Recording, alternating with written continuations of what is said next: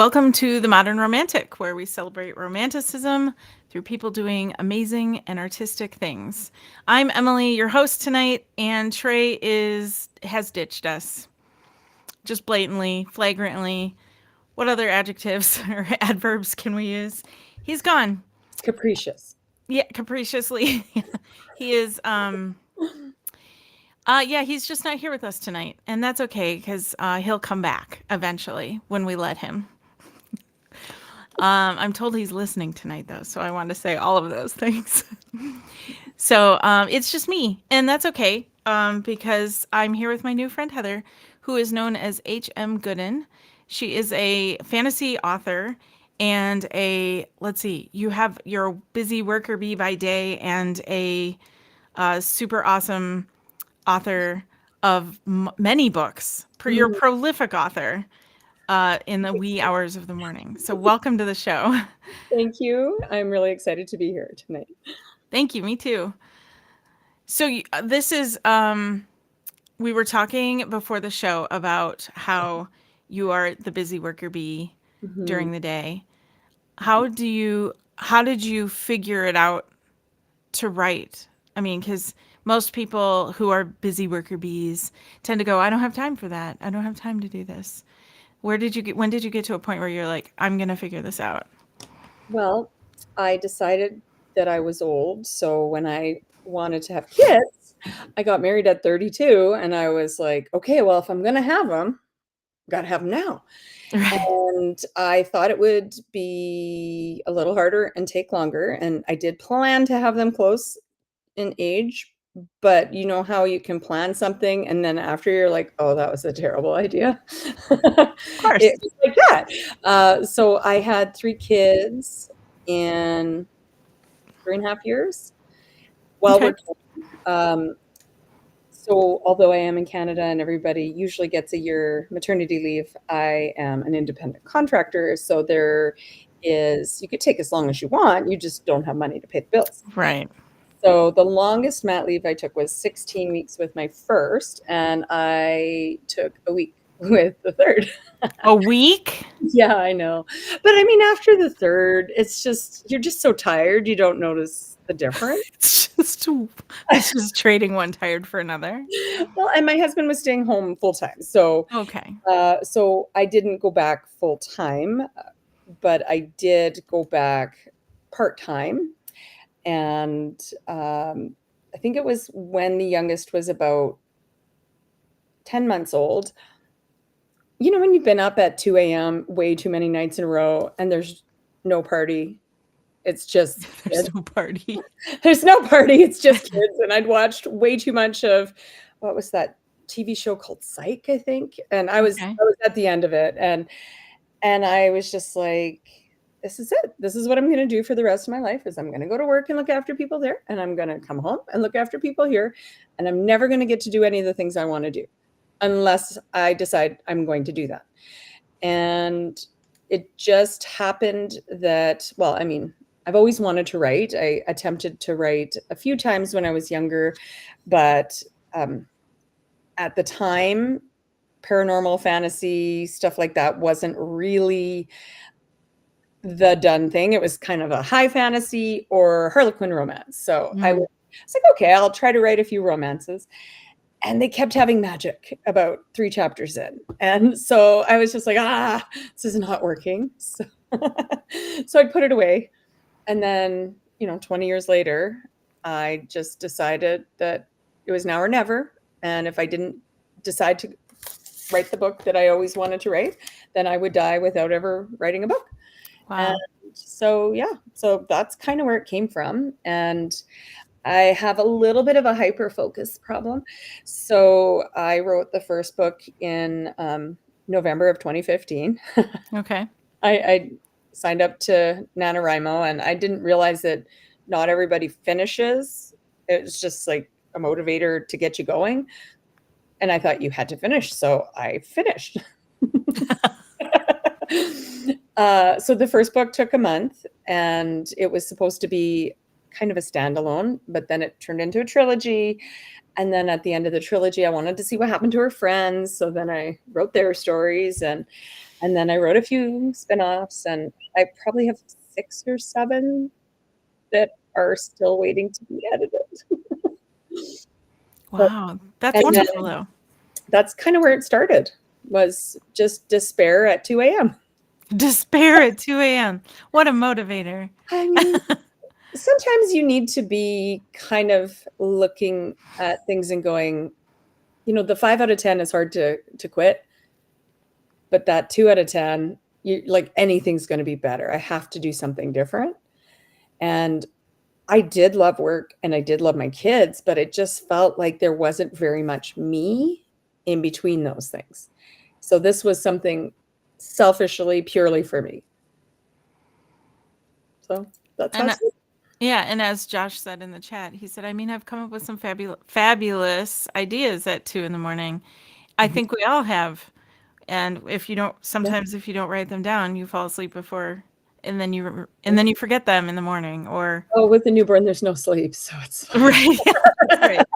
You forget it, and then you remember it when you're going to the kitchen, and you They, forgot what you were going to the kitchen for. So, it just plagues you. Yeah, I get it. He said, "Can confirm." Yes. true story. The I think that's interesting. You said something that made me think that your writing the stories of their friends was because of your own curiosity of where Mhm. that might go. Yeah. Like almost as if you're not in the driver's seat of this. Oh, I've definitely never driven any of my books, with the exception of my nonfiction, because they're poetry and short stories and things from work. But yeah, my fantasies, I want to see where the story goes next. So I wouldn't say that I'm exactly a pantser. I was for the first few books, but then I started dictating more because I would actually dictate while driving to work. Okay. And if you're going to do that and be in traffic, you kind of have to not be looking at your phone. Right. So it's nice Kinda. to know what you're doing before you just start talking. But yeah, a lot of my books incorporate whatever was happening at the time. So if I was hungry, you better believe that my characters want pizza. If I'm tired, all they want is a nap. So uh, I really did use a lot of my life in there, and a lot of the characters are people or parts of people that I've known throughout my life. And it's always interesting to see, what's going to happen to them next. That's funny. My sister and I have kind of this little I guess it's sort of a log of Hmm. the characters we would make in our screenplay one day that were may or may not ever happen. And our characters usually based off of people that we know or elements of people we know, like you said. And I've often wondered, like, are these people, if they ever read it, would they ever know it was them? Have I you had that mean, happen? I haven't had it happen, but I think that's because I've lived in so many places, Mm, and I've I've met so many people, and there's so many fascinating people in the world, but there's so much overlap in people's quirks and personality traits. Like there's always, the archetypes are there everywhere, and you can lean into however much of that you want to. And I think people want to see themselves in stories as sure. long as it's a version of themselves that they like. So of course I want happy endings. Mm. So my characters are all pretty awesome people. So I can't see anyone being that upset. Right. Yeah, also not all of us are self-aware about those things Hmm. that someone else perceives in us. So I could see that. Someone could write a whole book about me and I probably wouldn't realize it was me. Well, and especially if it's part of yourself that you either don't see. So, when people are really shy or modest, they may not realize that to somebody else that they light up their day, because they're like, oh, nobody sees me. I'm just quiet, do my thing. But somebody else might think that they have the wickedest sense of humor because they'll just throw in that one word here and there. So they don't see themselves as funny, but somebody else thinks they're a riot. Hmm. Or vice versa, where they think they're hilarious, but they're really not. That's the thanks for coming out boss. I think everybody. Oh man, that guy's gonna make it into a story one day. So you also wrote poetry, the poetry in the pandemic, Mhm. which is more than one book, I believe. Yeah. Yeah, so that kind of came about. I don't know how everybody else experienced 2020, but there was this thing that happened, and Just and this I little thing. swear we're still kind of. I feel like I'm still pulling myself out of it because Mm-hmm. I just found, and I talked to a lot of my other friends that are creatives in one way, shape, or form, and a lot of them found that they had the time, but they just couldn't create. So I went from working full time to still working, but having a lot more free time because the kids' activities were done. They were homeschooling with my husband. Picture a biker with 3 small children and Zoom windows. Really, really was, I mean, so much better him than me because I would have gone crazy. But I couldn't write. And I mean, I wanted to, but it just felt like everything was really jumbly. So I promised myself that I wouldn't stop writing because if you stop, it's that whole inertia thing. So Yeah. every morning I would write something. And apparently I think in rhymes. And it kind of turned into being mostly poetry. And I decided that I would do 3 books. So the 3rd book, will, I don't have a date yet this year, but I will have the final one out by the end of the year. Oh, nice. Okay. Have to watch for that. Yeah. Have you seen it change from book one to now? A lot of it is it's however I feel the morning that I wake up, I have my coffee, and, some mornings are great mornings, and some mornings you feel like you're full of molasses or something that doesn't move. Some of that sticky tack maybe. Yeah. So it does reflect on what was happening in the world around, but it also reflects on seasons and just life. And I try to keep it positive. I mean, it depends on the day, but there's there's always something that we can be upset about. So looking for that silver lining, I think, has been very valuable for me and at least my mom's art group. So it's something that now I kind of feel like I have to do a little bit. So I don't know how long I'm going to do it for. I am still doing it. I don't think I've missed a day. Wow. So I have, well, thousands of daily poems now. Yeah. And it just kind of adds up faster than you realize. Do you have to wait for the coffee to kick in? Like, I don't know how. I write better without the coffee. The inner editor, like they're not awake yet. They're still like rubbing their eyes. They're doing other things. So it's definitely that it's a fight between the id and the ego, and super ego is not there. So yeah. It's something that I've wanted to do. Mhm. We do these open mic nights for spoken word like every other month, and it's kind of become this thing now where like some of the people in the group will bring up they will write specifically for that event. Okay. And so I thought, oh, I should do that too, being that I lead the group, and so I should probably show up.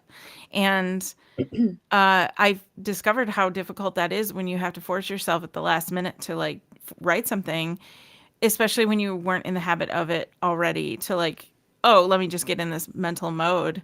Mhm. And now here it is, the day of the event, and I've got an hour to sit down and force my brain to come up with something that sounds clever or good or that I'd even want to share. So maybe this would be a good exercise for me to like Yeah. force my brain to get in that mode every day. Just, I mean, you've heard of the morning pages? No. Oh, where is it? I do have it here, I think. The morning pages. Oh, it's hiding on me. I have it somewhere, and I'm blanking on the name. But the morning pages is a basically it's a practice. So every morning you wake up Okay. and you write 3 or 4 pages of just rambling. Okay. And it's Julia Cameron. Of course, Oh, yeah. Okay. the artist way. Of course that So is. Yeah, I know who that is. I know the name, but I was gonna say it wrong. So yes, thanks Google for being fast. So it is such a fantastic way to unblock, and like anything else, it's a habit. So if you can dedicate 5 minutes to yourself in the morning, and let's face it, nobody moves that fast in the morning. And the older you get, the less fast you move. I used to be able to wake up after washing my face. No, now it takes a good half an hour. An hour and a half is better, but I can get out the door if I need to. And Yeah. my actual getting ready for work part is maybe 15 minutes, including, well, eating and showering. Scrubs are so great. I started wearing those in 2020 and I'm just not going back. That's it. I'll just hang my clothes up. And sometimes if I'm feeling really lazy, I'll put underwear in the pockets. So I literally just take that in and that's my clothes for the day. It takes a second. You just put them on and you're dressed. What a great idea. I mean, I've really gotten good at efficiency when it comes to those things. I These are still bottle. pro life hacks by Heather Gooden. Well, I have 3 kids, and at least 2 out of 3 have ADHD, so it's like, "Okay, we gotta have this stuff, you gotta get going half hour before you gotta actually go." So, yeah, I but, get it.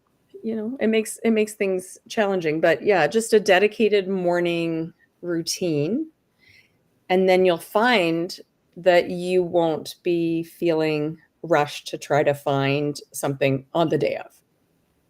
Yes.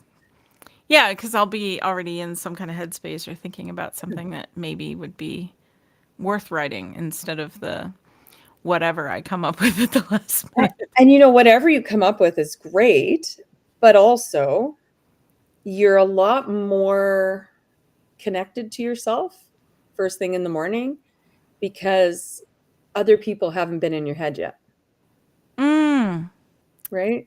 interesting. I never thought about it that way. Yeah. Yeah.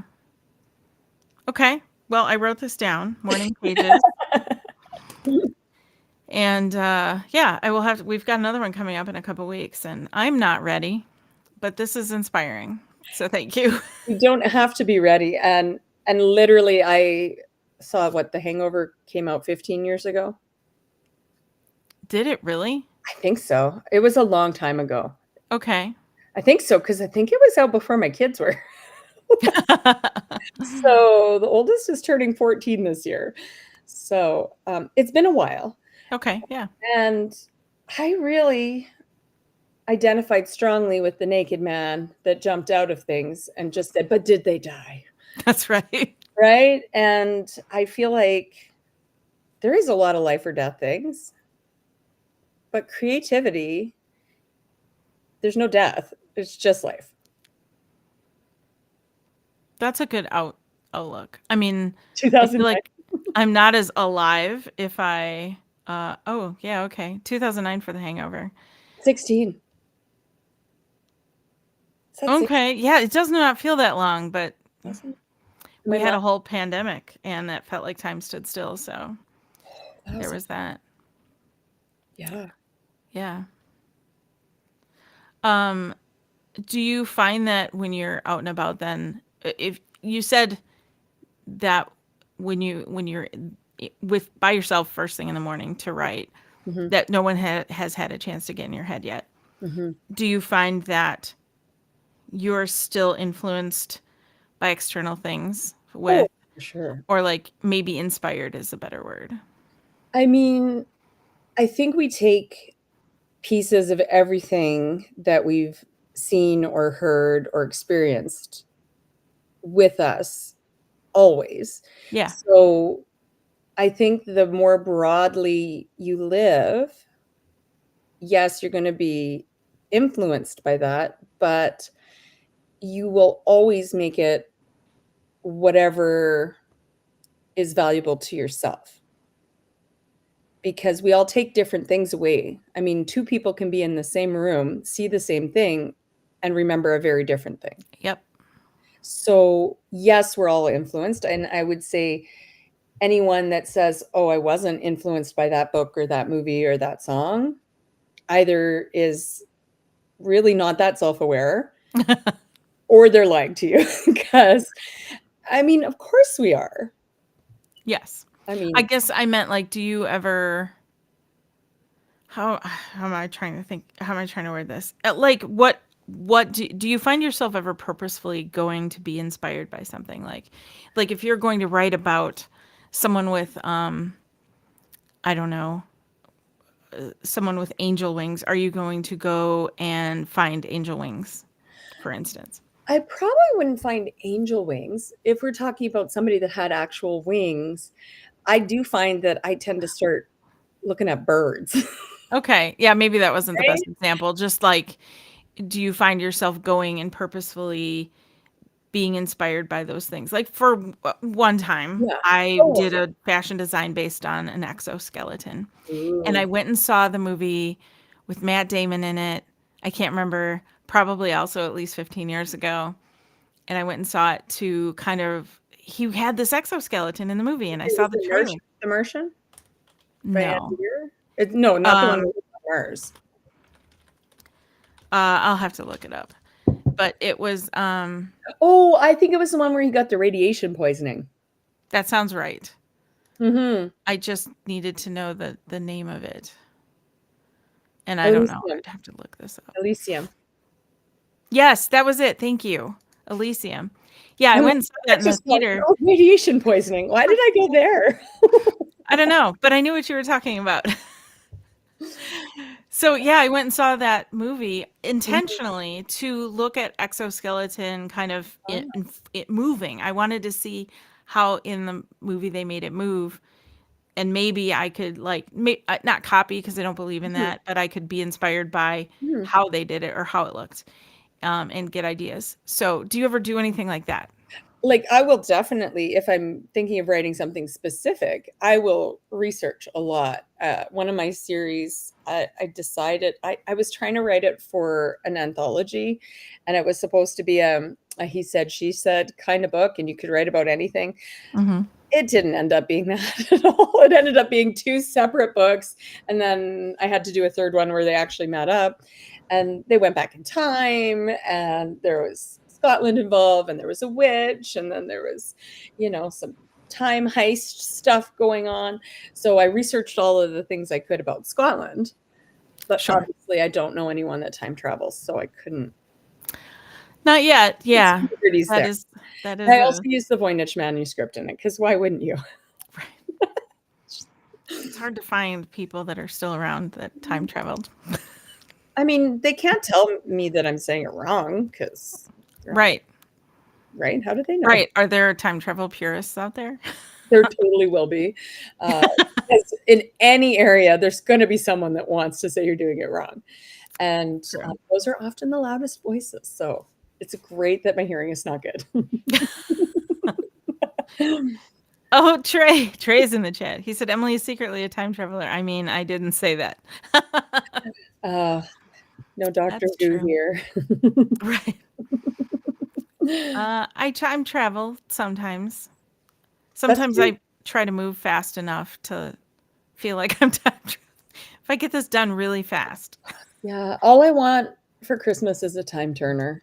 I mean, Mm. the entire 7-book series, all I wanted was that time turner. I just want to have enough time to do the things I have to do, to go to work, and then to not do anything, and then to do all the things I want to do Hmm. in the same time. That's right. And maybe fix mistakes. So Or that's just not a thing. go back in time so that the mistake, yeah, yeah, Yeah. yeah, or erase them. Hmm. Or yeah. Like, You how would I fix that? I would probably screw it up more the second time. So, uh, definitely. we've all seen Back to the Future. Yep. I mean, that there was so many problems. I love those movies when they came out, but Mhm. looking I we watched it again, I was like, "Oh, this is very awkward." Yes, it does fit. Orphe Toon says, "All I want for Christmas is a turner," still fits rhythmically in that song. All I want for Christmas is a time turner. Yep, yep.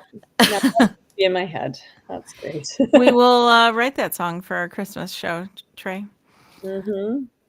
Do your kids read your books then? They have. Actually, I wrote one. I was a teenage vegetarian zombie detective. I don't remember why I wrote that one, but I used my older two kids' names, and I had to switch the names when they found out that I was writing it because the one was very upset about being a zombie, and the other one was like, "I want to be the zombie." So, yeah, and the That's whole wonderful. that book was just a cute little novella because it was a kid that basically ate a bad spinach lasagna. Mm. So it was the dad jokes coming out that whole book because, of course, they didn't want brains. They wanted, cauliflower and beef. So they were a zombie that only ate vegetables. Did they enjoy the book? They did, yes. And they do talk it up a little bit to their friends. And actually, my stepdaughter quite enjoyed them when she was in high school. So that's kind of nice. That's wonderful. Yeah. You want kids that are supportive of this and at least excited that they got to be a zombie. I mean, it was pretty good. It's what All happens I, when you steal spinach lasagna out of the back of a dumpster. I don't know why yeah, that ooh. happened. Don't do that. All I want for Christmas is some spinach lasagna, That wasn't found in a dumpster. dumpster lasagna. Yeah, it was anyway, it was an interesting book. And a lot of them are based on places that I've been. So the Okay. house that the witch in that one lives in is this house in my town that am still I want to buy it and I'm scared of it at the same time. Mm. Because when I was about 9 or 10, when we were trick or treating, they used to always let the fire alarm go off, so it sounded like this big howl thing. Ooh. The zombie brains.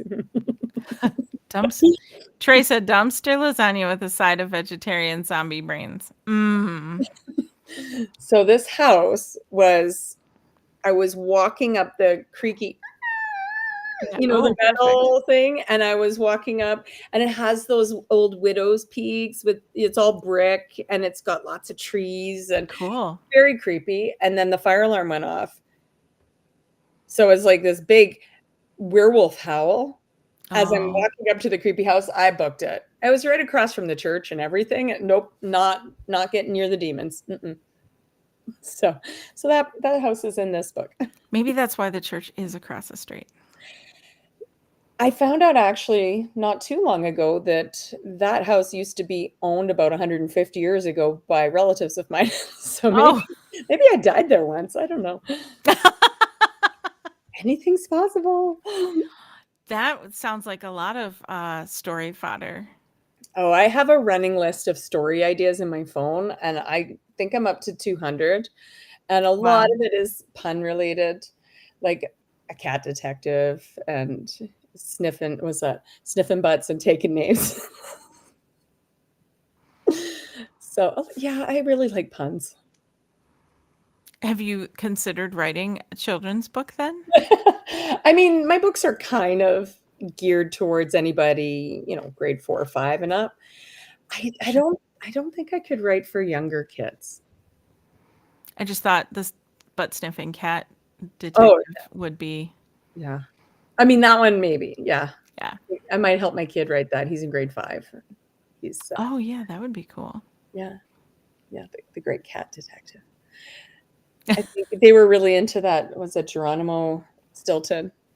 Their cartoon mouse detective. I think it's loosely Okay. based on Sherlock Holmes, but with a mouse.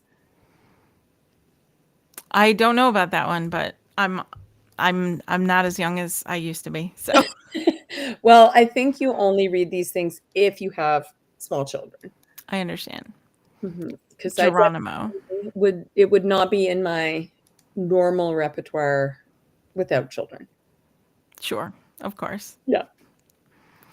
And you like so your latest books are is it The Lost Soul or Yes. Born of Destiny rather is the Yeah, so series.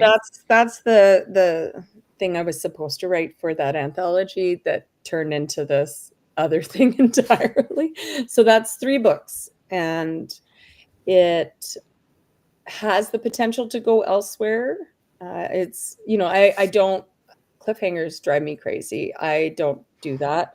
So every book finishes, Oh, nice. but some of them also have the potential for another adventure.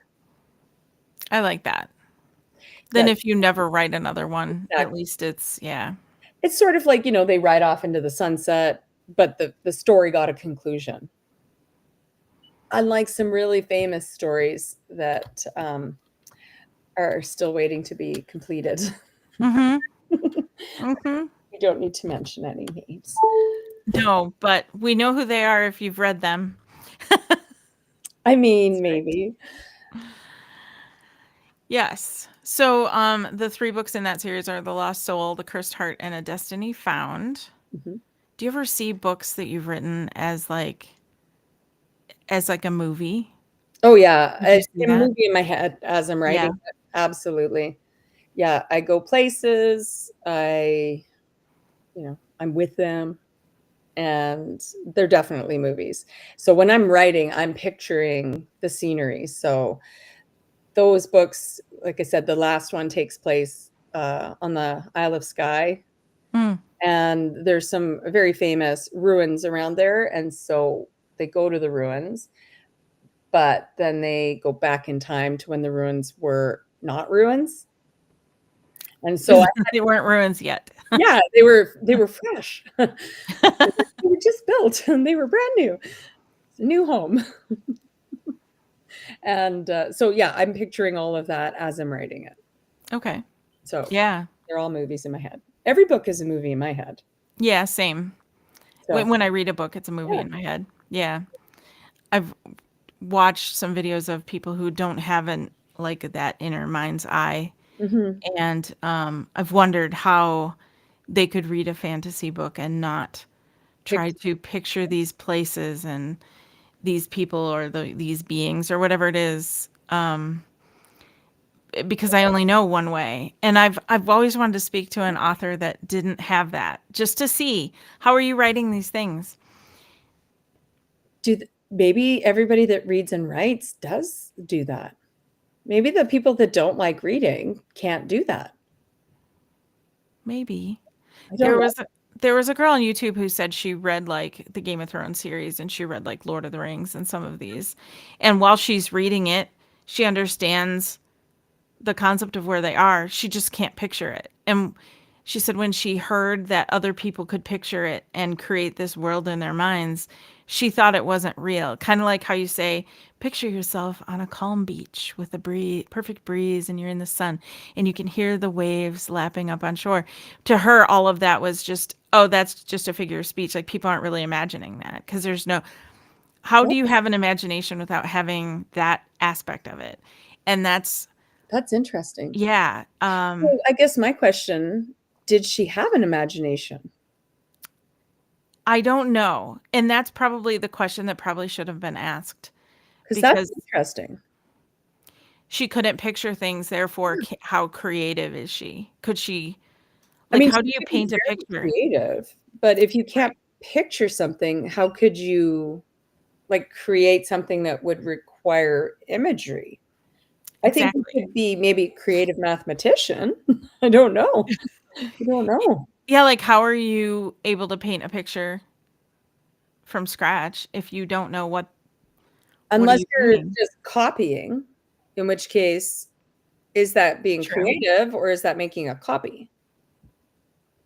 Right. Like, if you were to, without a reference, try to draw the Eiffel Tower, you Yeah. could probably come up with some version of it that would be recognizable. Could somebody who had been to the Eiffel Tower but didn't have an inner like Hmm. mind's eye be able to do that? I don't know. Like you have a memory but not of what it looks like? I don't know. This I don't does know. not compute, And right? you know what? I've never come across that. I mean, some of the things that happen to people over the years are fascinating, and we know so much more about the human brain because of things. But I have never specifically read about that because I know that there is a certain percentage of people that can't picture things.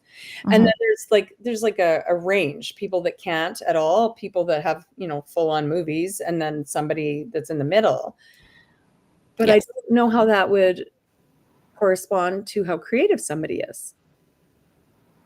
If anybody out there has Very interesting. is creative and does not have a mind's eye or a mental vision of things, we want to talk to you. We might have to start a whole nother show based on this. I gotta write this down so that I can like I was trying to remember what it's called.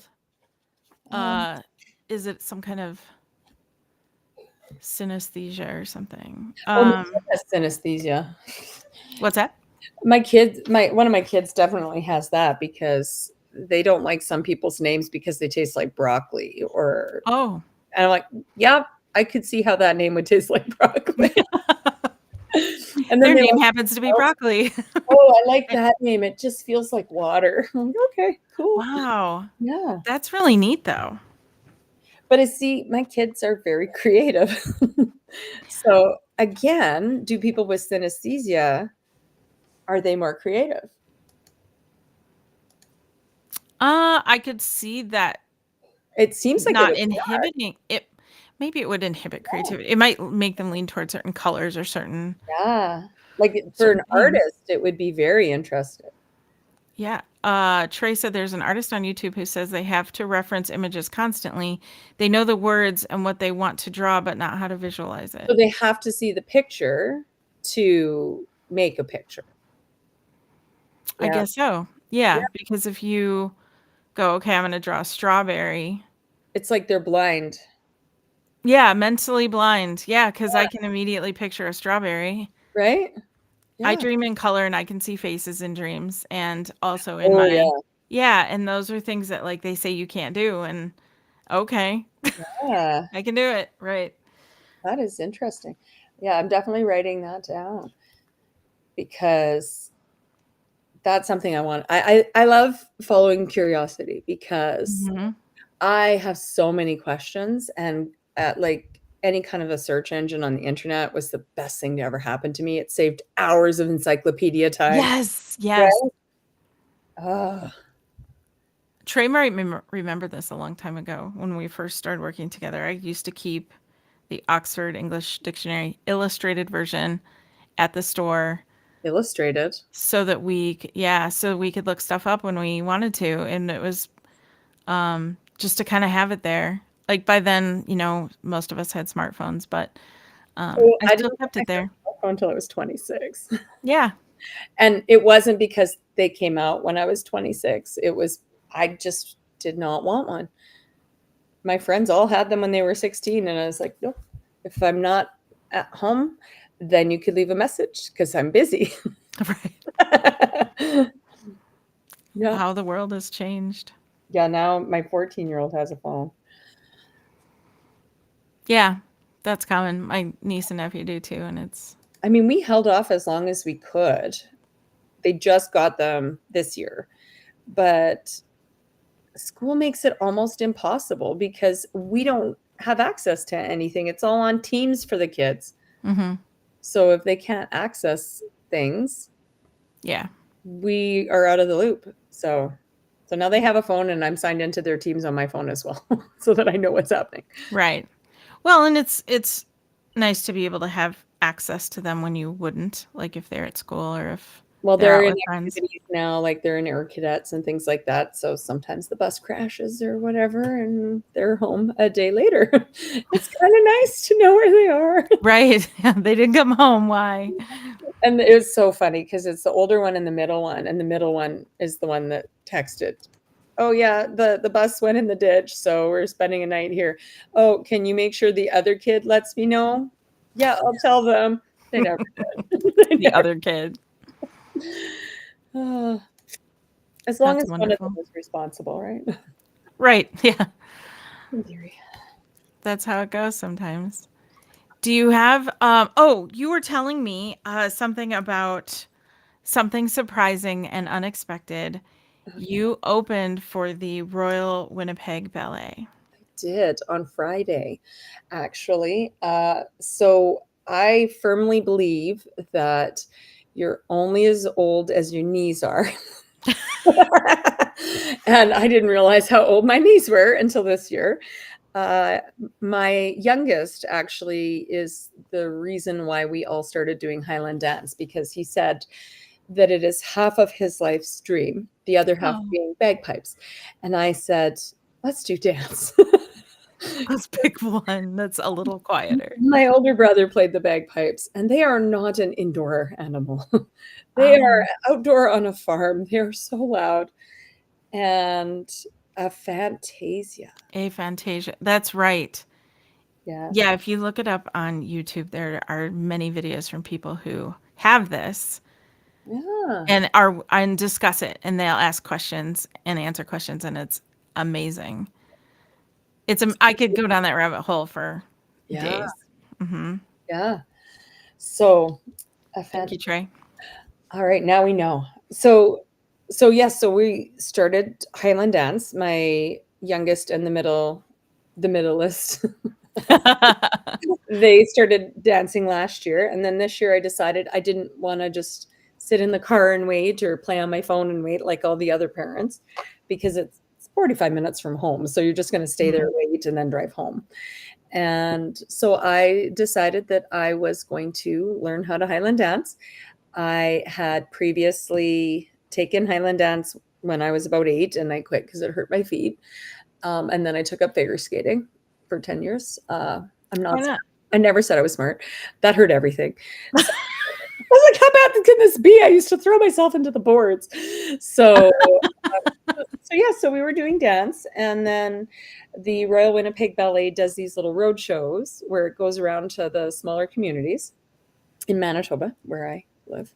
Mhm. And they asked the dance place that I go, which is Crystal's Dance Expressions, if they wanted to be the opening dance for the ballet. So we did two numbers. They did the Charleston, and then we did our Highland dance one, which was to tell my ma. And yeah, it was really fun. And I am not going to lie, a big part of why I did it was because I wanted to watch the ballet for free, as we didn't have to pay for our tickets that way. Right. Well, So yeah, good deal. yeah. That's really neat, though. It was definitely something I can honestly say I never thought I would do, and it has nothing to do with anything else in my life, but I think it's always very fun to get out of your comfort zone. And let Hmm. me tell you, nothing about that was comfortable. You have to wear a wool skirt and a real tight zip up vest thing, and then basically slippers. You dance in slippers. Yeah. And it honestly was exhilarating. And I am exhausted at the end of any dance. And I keep going, oh, well, that's not a heart attack. Oh, no, I am old enough. It could be a heart attack.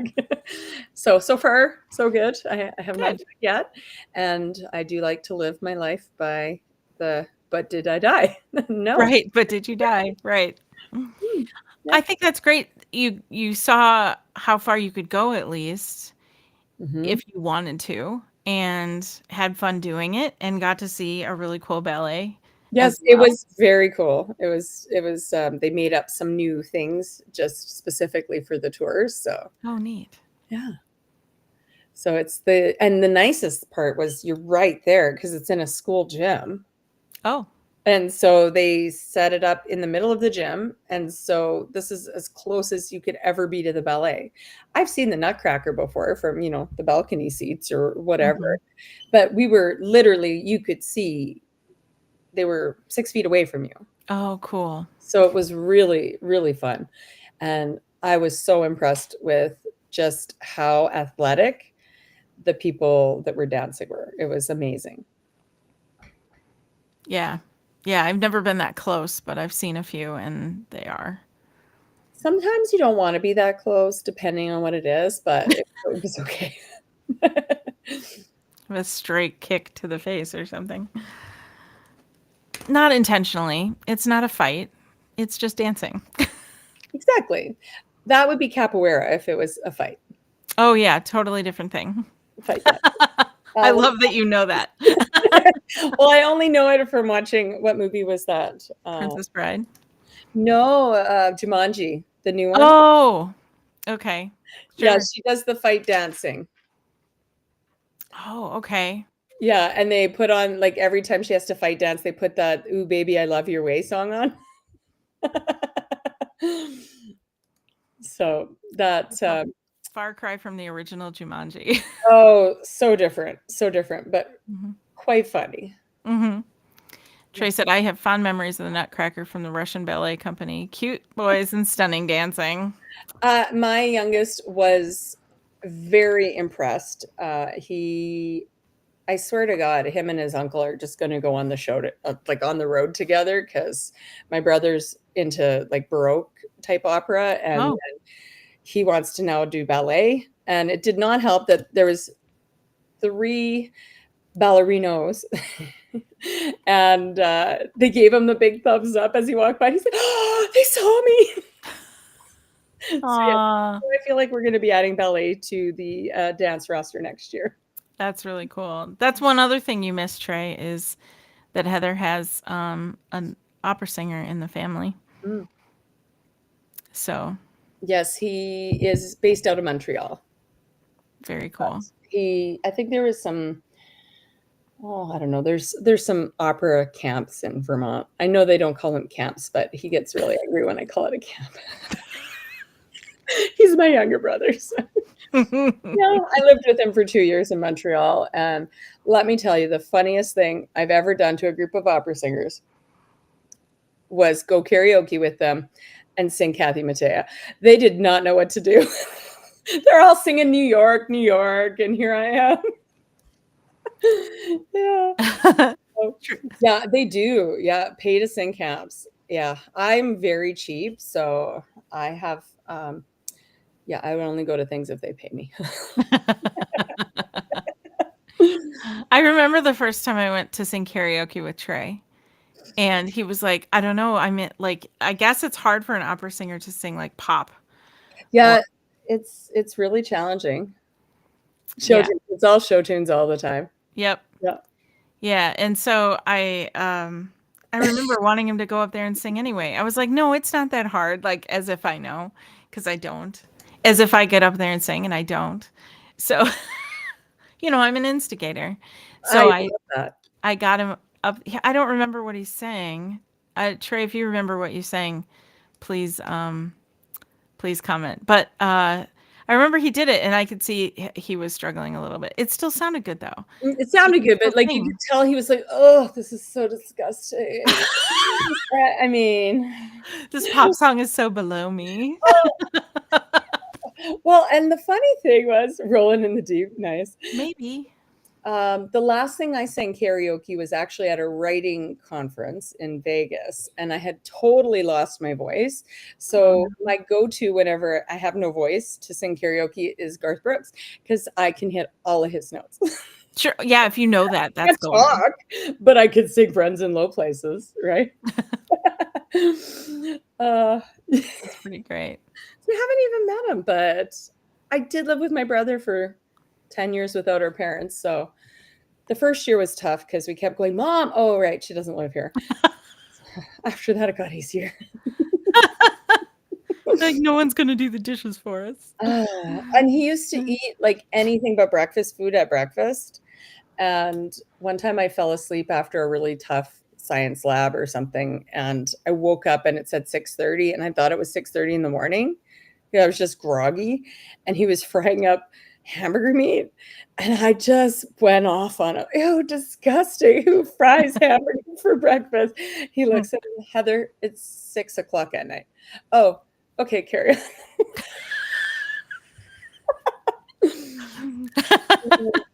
It's great living with brothers. Yeah.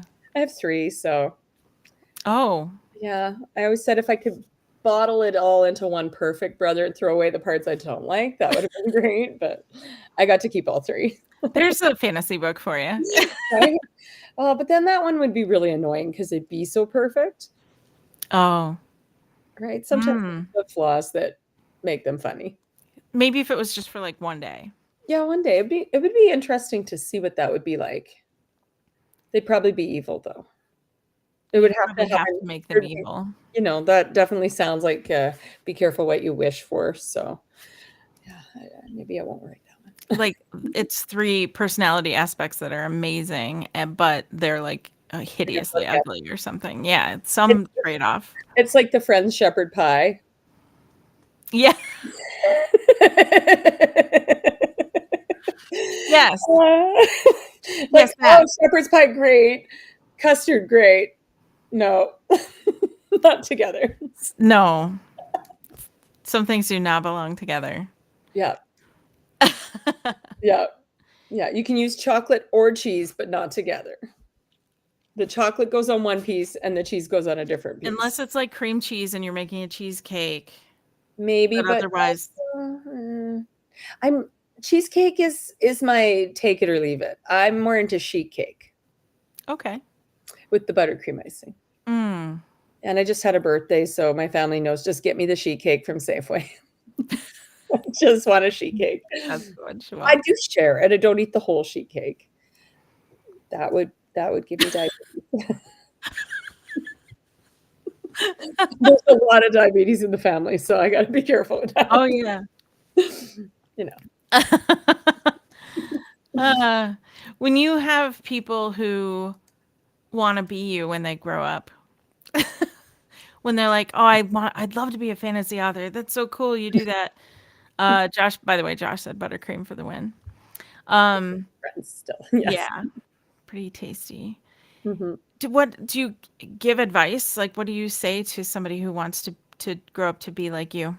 I mean, I just say you don't have to be smart because that's overrated. All you need to do is be persistent and stay curious. And Mhm. if you follow your curiosity and you read about things you're interested in, you will become more interested in them.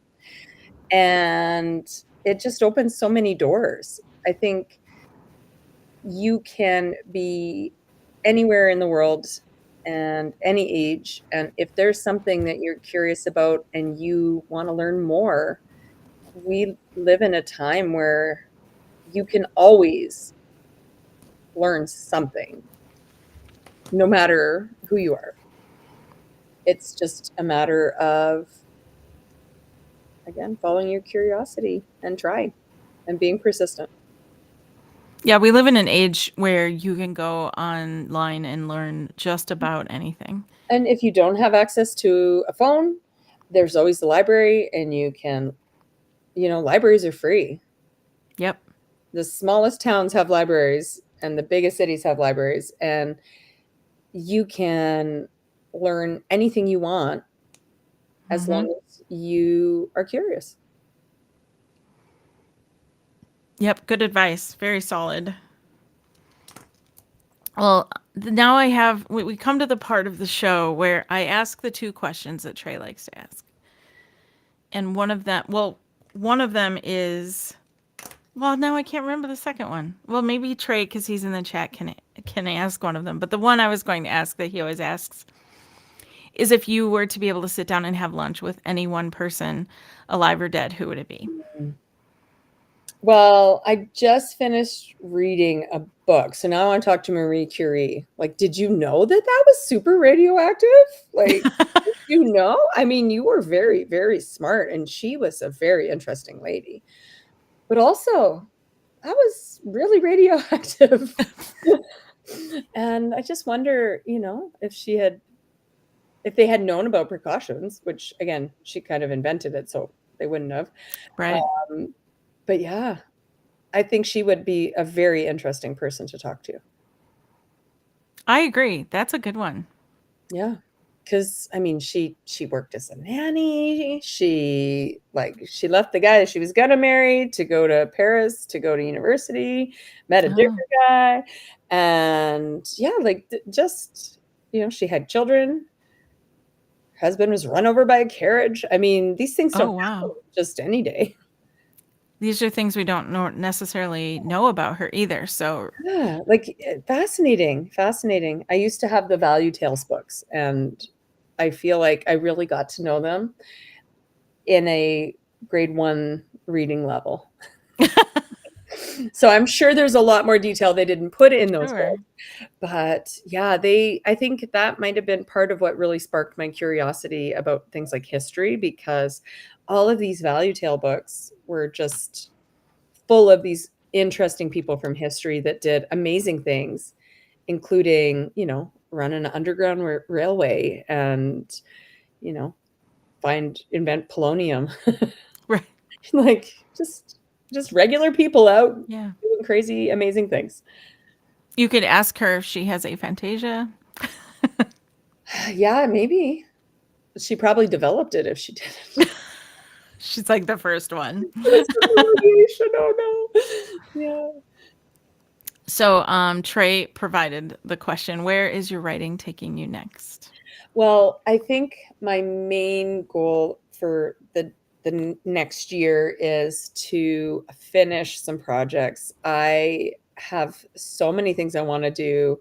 I really just need to focus and declutter a little bit when it comes to my. Uh, I have, like I said, I've got at least 6 first drafts just sitting there waiting to be edited, and I want to write new things. I have an idea for something that I would call Grandmother's Fight Club, potentially. Oh, that sounds amazing. Can you imagine that, a bunch of grandmothers? Woo, that might be spicy. But yeah, I have so many ideas and so little time. So I really need to kind of finish some stuff and then I can write some new things. Sure. Yeah, that's finishing what you started is sometimes a tough task, so. So hard. The finishing energy is not strong. And then how can we stay in touch with you and follow your journey and support you, like your social media and things like that? I am I post pretty much daily on Instagram if you're interested in following the morning poetry section. Mm. And I have a newsletter, which you can sign up for through my website. I forgot how to update it. So I haven't put the last book on there. I will get around to doing that. I have somebody that said they can help me. But again, the whole day job thing keeps getting in the way of the things I Sure. don't want to do, which is update stuff, because that's not the exciting creative part. That's No. the adulting part. And I have to adult all day. We get it. We do. Writing is fun, not adulting. Yeah.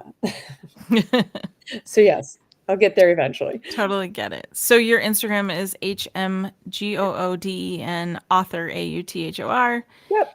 And that is also your website. It's Yeah. hmgoodenauthor.com. And I'm on Facebook under the same name. I don't use Instagram, or I use Instagram and Facebook. I can't add any more split attention, so I am not doing a TikTok or YouTube. So my mailing letters, Facebook, Instagram are probably the best ways, and then of course my webpage, which does have the link to sign up for my newsletters. They come out every couple weeks, just more so that I don't forget to update those. I've been very diligent keeping it every 2 weeks. And yeah, those are probably the best ways to stay in touch. Okay. So everybody go follow. And I can't wait to read your last book, the pandemic poetry Mhm. edition, and see what comes out of that. So this is volume one. As you can tell, I very much like really magical, romantic kind of covers. Yeah. And that's volume two.